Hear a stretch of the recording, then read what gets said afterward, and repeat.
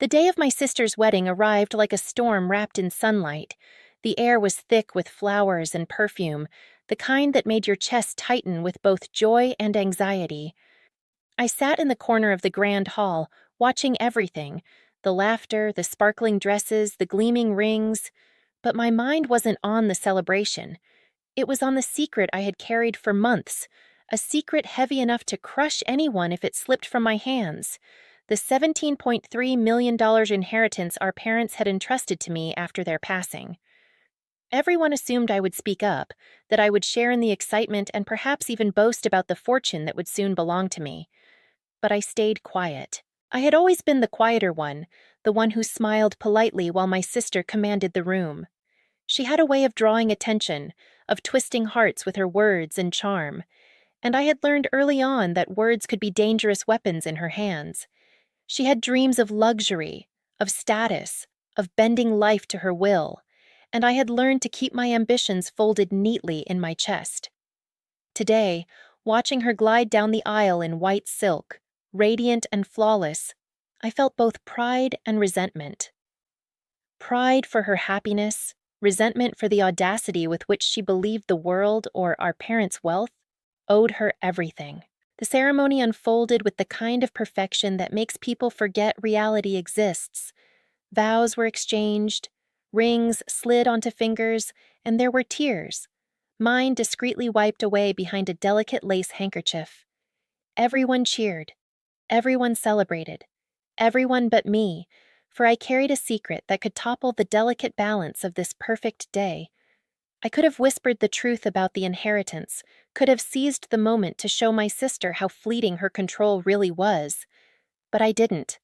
I stayed silent, letting the day shine with her triumph, letting her believe she was the center of everything. As the celebration continued, I noticed the small, telling details that others overlooked. The way she glanced at my hands as I lifted my glass, as if expecting me to spill my secret. The subtle tightening of her smile whenever our parents mentioned family legacy. She wanted it all, the wealth, the admiration, the power, but she did not yet understand that control was an illusion, that the world sometimes waited quietly for those who were patient and wise. And I was learning that patience can be the deadliest weapon of all. I remember sitting near the edge of the dance floor, watching her twirl with her new husband, laughing with abandon, believing she had captured happiness perfectly. I felt a pang of envy, not for her, but for the simplicity of her ambition. Her life had always been about what she wanted and how she could claim it. Mine had been about holding secrets and measuring the weight of consequences. I wondered if she would ever see the truth of what she had been given and what she had almost destroyed with her selfishness. The reception went on, the music swelling and fading, the clinking of glasses mingling with laughter. And still, I held my secret close, a quiet fortress against a world that valued noise over wisdom. Deep down, I knew that the moment to act had not yet come. I knew that some victories are sweetest when delayed, when the unveiling is not only a shock but a lesson in humility and respect. Watching her revel in her triumph, I made a silent vow. I would wait. I would endure. And when the time was right, the world would see the cost of her arrogance and the power of my patience. In that room, filled with joy and celebration, I felt a strange mixture of hope and quiet fury. The wedding was perfect, but it was only the beginning. I could feel, in the way the sunlight caught her hair and the way the guests admired her smile, that the story was far from over. And I was ready. Days after the wedding, the house felt strangely quiet, as if it were holding its breath. The celebration had left behind a trail of laughter and perfume that lingered faintly in the hallways, but for me, every echo seemed hollow. My sister had returned from her honeymoon, radiant and still glowing with the thrill of her triumph, speaking excitedly about new plans, new purchases, and new people who would help her climb higher in the world she so desperately wanted to own. I listened politely, nodding, letting her chatter fill the air while I measured the distance between us and the secret I carried. It was then that the day shifted, the moment that would change everything in a way no one could have predicted. The doorbell rang, sharp and urgent. slicing through the soft hum of the morning. My sister answered, her smile still warm from memories of her wedding, only to falter when she saw our parents standing there. Our parents, alive, smiling, and accompanied by a man in a crisp suit holding a leather-bound folder. Behind him was the unmistakable presence of a notary, their pen ready, their expression both professional and unyielding. The room froze in shock, the sudden intrusion halting every thought and every heartbeat. My sister's eyes widened, a flicker of panic crossing her perfectly composed face. She opened her mouth, perhaps to demand an explanation, but our father's raised hand silenced her immediately. The notary stepped forward, setting the folder on the polished wooden table, and the air thickened with anticipation. I remained seated, heart steady, watching as the truth began to ripple through the room like a silent storm. Our parents wanted to clarify the inheritance, the notary said, voice neutral, precise. They've left specific instructions regarding the estate, and it must be executed as written. My sister blinked rapidly, scanning the notary and then my parents as if trying to catch a mistake. Wait, she said, voice trembling slightly. I thought everything was going to be divided equally. Isn't that what? Our mother shook her head gently. Not this time. We trusted you with responsibility before, but we see that you needed guidance. Your sister has been patient and discreet, and it's time the estate reflects that. For a moment the room seemed suspended, the weight of every unsaid word pressing down on us. My sister's mouth opened and closed, searching for some argument, some loophole, some way to reclaim what she thought was hers. But our parents' eyes were unwavering, filled with quiet pride as they looked at me. I could feel the subtle shift in power, the acknowledgement that patience, discretion, and silence had their own kind of strength. The notary began to read the terms, outlining the inheritance in meticulous detail. The money, the properties, the investments, everything had been designated with careful thought, and it became painfully clear that my sister's assumptions had been entirely misplaced. Her dream of immediate control, her belief that she could claim the fortune simply because she desired it, crumbled quietly before her eyes. She tried to speak again, to argue, but each word seemed weaker, more desperate, as the reality set in. By the time the reading concluded, a heavy silence filled the room. My sister's expression had shifted from disbelief to a quiet, simmering anger. She looked at me then, her gaze sharp, searching for betrayal, for a reason she hadn't considered. I simply met her eyes calmly, letting the silence speak for itself. My parents gave me a small, almost imperceptible nod, an acknowledgement of the restraint and thought I had shown. As they left, the notary closing the folder with a final, decisive snap, the atmosphere felt charged, almost electric. My sister sank onto the sofa, her face pale, her dreams scattered like fragile glass. I knew then that the battle had begun, not with anger, not with words, but with a quiet, patient revelation that would change everything. The inheritance was no longer just money, it was power, and it was mine to wield carefully.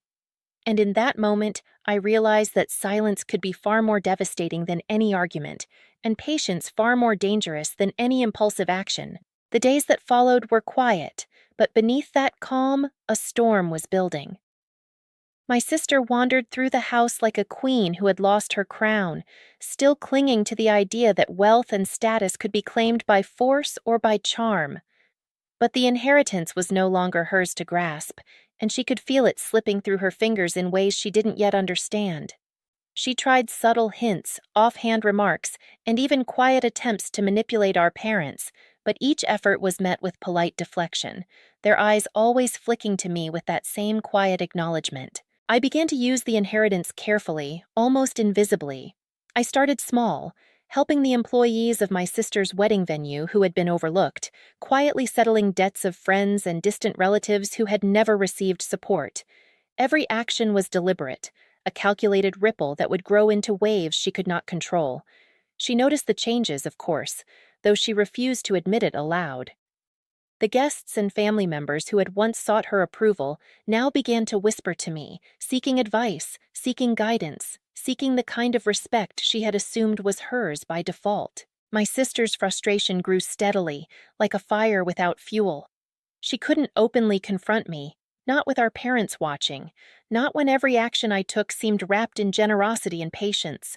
She tried subtle manipulation, inviting me into conversations where I had little influence, hinting at old grievances, even attempting to make our friends question my intentions. But I remained calm, letting her fury work against her. Every attempt she made only revealed her arrogance. Her inability to see that influence is not about loud words or dramatic gestures. It's about patience, intelligence, and the quiet accumulation of trust. I remember one afternoon in particular when she cornered me in the garden, her voice low and sharp. "Why are you doing this?" she demanded, her eyes searching mine for guilt, for a slip, for anything she could use. I smiled faintly, the kind of smile that carried both warmth and steel. "Doing what?" I asked innocently, though the answer was clear. "Helping the people you've ignored? Guiding the family to make wise choices? I'm not doing anything you haven't taught me to do. I'm just listening." Her face twisted, caught between anger and disbelief. She realized then that I wasn't playing by her rules. I wasn't rushing to claim power or flaunt my wealth. I was letting time, discretion, and strategy work quietly in my favor. Every person who had once admired her now looked to me with gratitude and respect. Every opportunity she thought she could seize had already been anticipated and subtly redirected.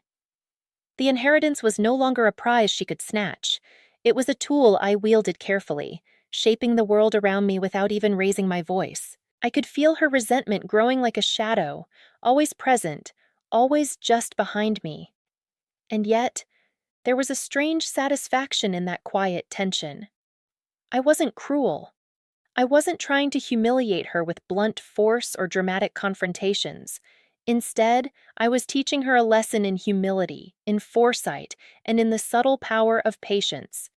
Each time she faltered, each time she miscalculated, I felt a quiet victory, not one of malice, but one of justice. By the end of the month, it became clear that the balance had shifted.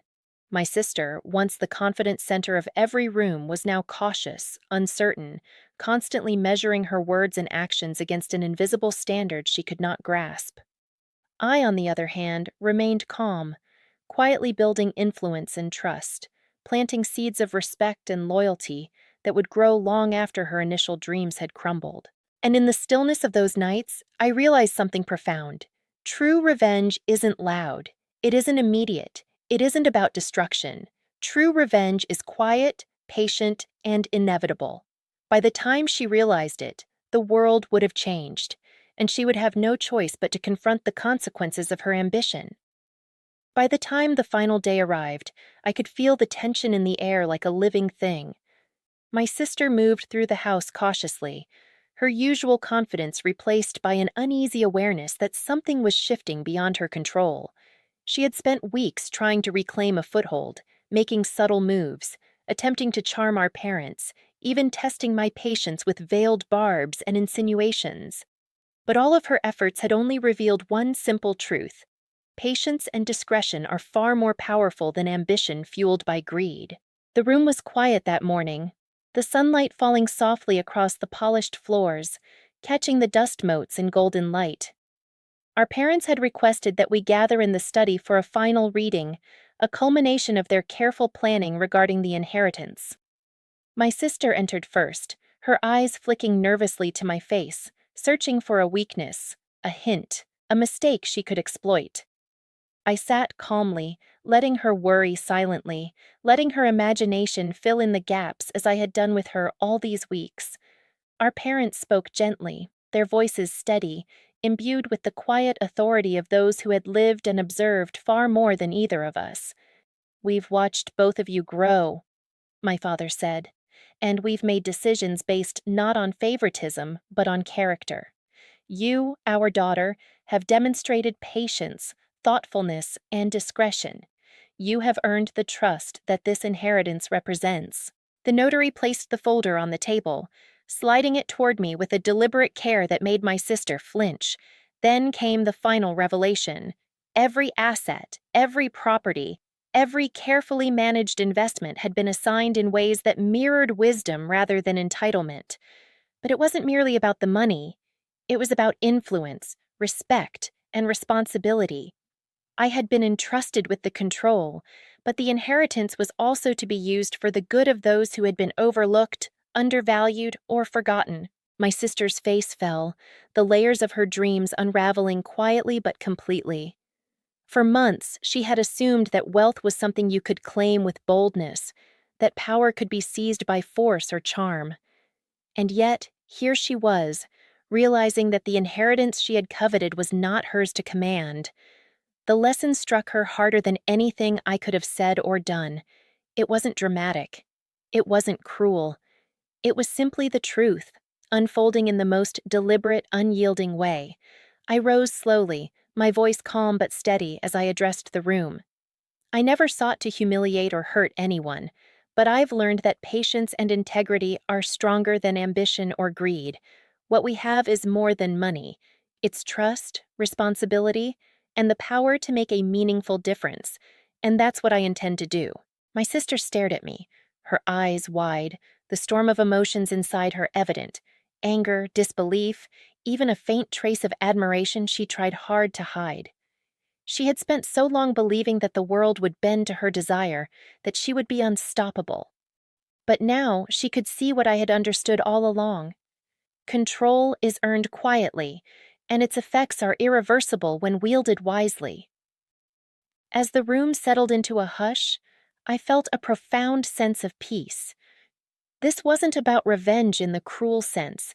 It was about justice, about balance, about proving that patience and wisdom have a power all their own. My sister would recover, of course, but the lesson would stay with her forever. Ambition without humility is fragile, fleeting, and often self-defeating. When our parents left that afternoon, they smiled at me, a quiet, approving acknowledgement that made my chest swell with emotion. The inheritance was mine to manage, yes, but more importantly, it was a testament to the values they had instilled in me: patience, prudence, and compassion. I realized then that true triumph isn't loud, it isn't flashy, it isn't about making others fall. It's about standing steady, making the right choices, and letting time reveal the strength of character that others fail to see. As I looked at my sister, still processing the weight of the revelation, I felt no malice, only the bittersweet satisfaction of justice, the deep joy of having waited, and the quiet knowledge that life, when approached with patience and integrity, always has a way of rewarding those who deserve it.